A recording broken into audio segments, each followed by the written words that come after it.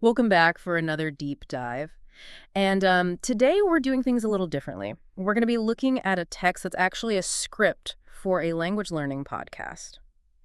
Maybe something like the BBC might produce. Oh, interesting. Yeah. So we're going to be analyzing the content of a fictional podcast as well as how effective it might be as a language learning tool. Exactly. And what's really cool is that this script we're looking at is actually broken down into different segments, almost as if we're getting like a behind-the-scenes peek at how these language learning podcasts are made. Okay. We get to meet the hosts, we get to listen in on interviews, and we even get to see how they approach teaching the language. A very meta deep dive then. It is.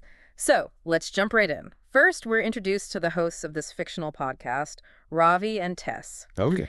Ravi is from Manchester, and he's a little bit of a foodie. Tess is from London, and she loves dancing and mountain biking. I see they've got a variety of interests, trying to appeal to a wide audience maybe. Exactly. And they even have a producer, Gordon, who chimes in every now and then just to add a bit more fun. Okay. The first segment in the podcast is called I'd Like to Meet, and we meet a 16-year-old student named Zara. Her dream is to meet Angelina Jolie. That's a pretty common aspiration, I'd imagine. It is, but what's interesting is that she doesn't admire Angelina Jolie just for her Hollywood status. She admires her for her humanitarian work. So it's not just about celebrity worship. They're already weaving in some deeper themes about global issues and using your platform for good. Exactly. And it kind of makes you think, does Zara recognize the power that celebrities have to raise awareness? Is she just starstruck? It's an interesting layer to consider. Definitely. Yeah. It seems like they're encouraging critical thinking right from the start, which is important for language learners. Right. Then, to lighten things up a bit, the next segment is this rapid-fire 10-second quiz. Listeners have to try and name as many things as they can that you'd find in a kitchen. Oh, like what? Like microwave, fridge, cooker, things like that. Okay, so very vocabulary-focused and interactive. Exactly. Gets the listeners involved. Yeah. The next segment whisks us away to New York City. Ooh, a change of scenery. It is, and this segment is called Our Man In. And this time it features Mike, a New Yorker, and he describes Central Park as this, peaceful escape from the hustle and bustle of the city. I see. So not just about language, but also about giving listeners a taste of different cultures and lifestyles. Exactly. And then things take a bit of a turn for the more serious with a segment called Your Turn. Okay. And the question posed to listeners is it a good idea for celebrities to do work for charity? Ooh, that's a good one. Lots of different opinions on that. Exactly. And they've actually included some street interviews in this segment, so we hear a real range of viewpoints. Some people think it's great that celebrities use their platform to highlight worthy causes, but then others are skeptical, right? They question the motives and think maybe it's all just a PR stunt. A healthy dose of skepticism. It's good to encourage learners to evaluate different perspectives, especially on something as complex as celebrity activism. Now, get ready because the podcast introduces us to Carolina, who's visiting the UK for the very first time. She's come to study. She'll be doing a 3-year program at the University of Newcastle. Wow, that's a big commitment. It is. And we meet her right in the heart of Heathrow Airport as she's going through immigration. Oh, that's a perfect opportunity to hear some real, authentic English in action. She's got to answer all those questions, provide documentation, probably deal with some unfamiliar terms. Exactly. And what's interesting is that she actually stumbles a bit when she hears the officer use the word intend. It's not a word that she's very familiar with. It's funny how even simple conversations can throw you off when you're in a new environment, surrounded by unfamiliar accents and vocabulary. Well, she handles it really well. She asks for clarification and ensures that there's no miscommunication. Which is a valuable lesson for any language learner. Don't be afraid to ask questions. It's better to clarify than to pretend you understand. Absolutely. And just when you think the podcast is going to be all serious language learning, it throws in a bit of humor. Okay, tell me more.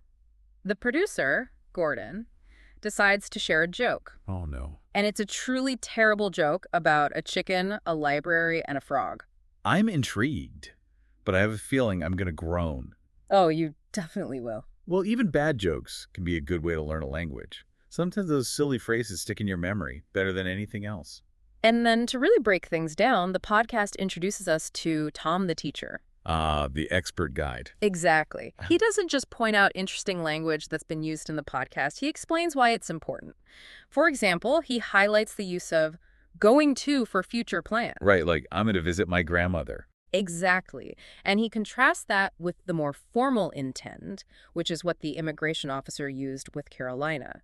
He explains that both phrases express future intent, but going to is more informal and conversational.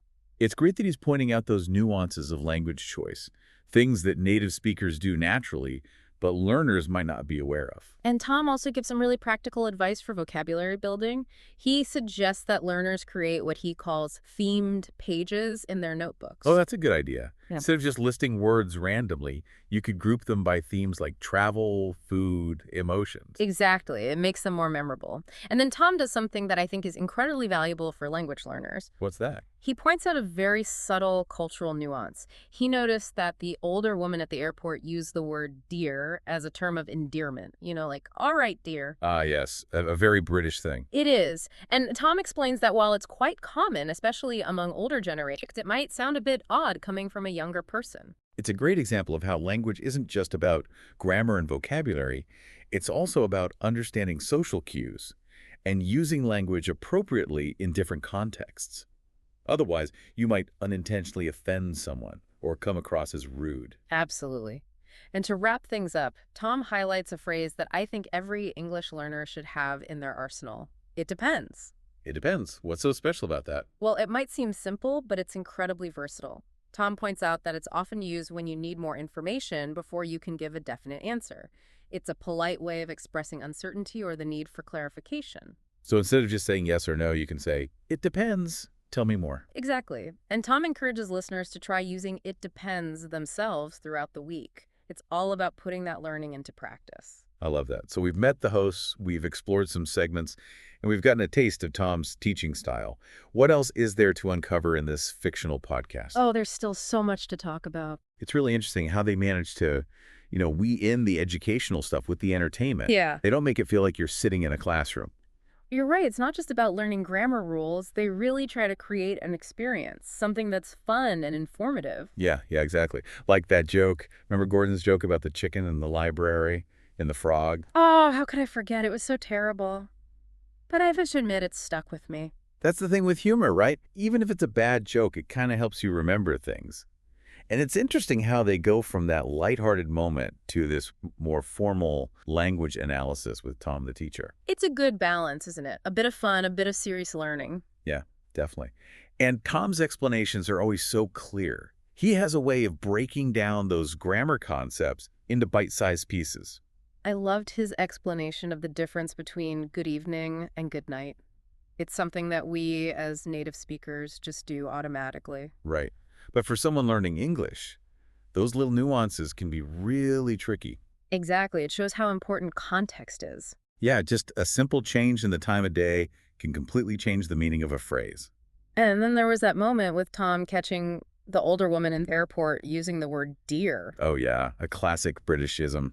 It is. And Tom explains that while it's a common term of endearment, especially from older folks, it might sound a bit out of place if a younger person said it.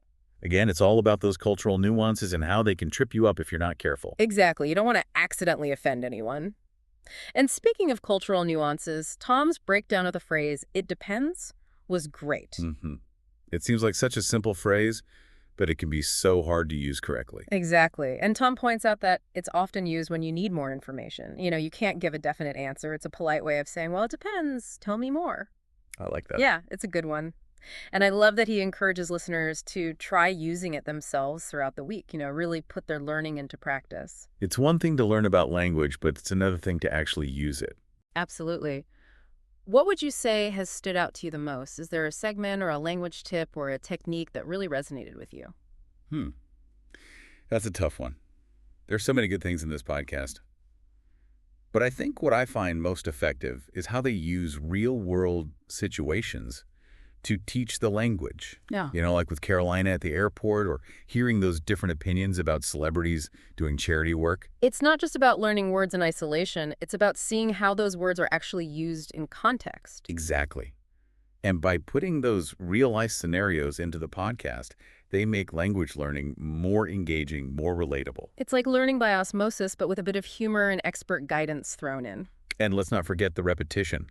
You know how they cleverly weave in those key phrases and vocab words throughout different segments? It's like they're sneakily embedding that knowledge in our brains. Exactly. And by the end of the podcast, you've been exposed to all of this without even realizing it. You've learned vocabulary, grammar, cultural insights, and you've been entertained. Yeah, it's quite clever, really.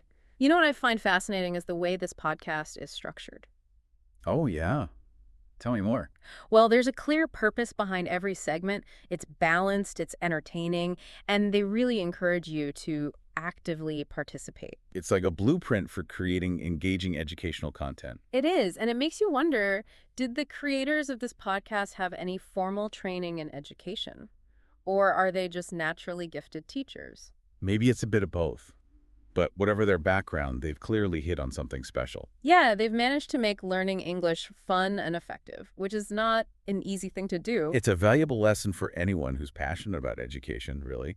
It reminds us that learning doesn't have to be boring or a chore. It can be enjoyable, it can be inspiring. It's all about finding those creative ways to present information and really connect with your audience. And that's what they've done so well here. Okay, so as we move towards the end of our deep dive into this fictional language learning podcast, let's take a moment to reflect on what we've learned. We've seen how they blend language learning with real-world situations, cultural insights, humor, and expert guidance.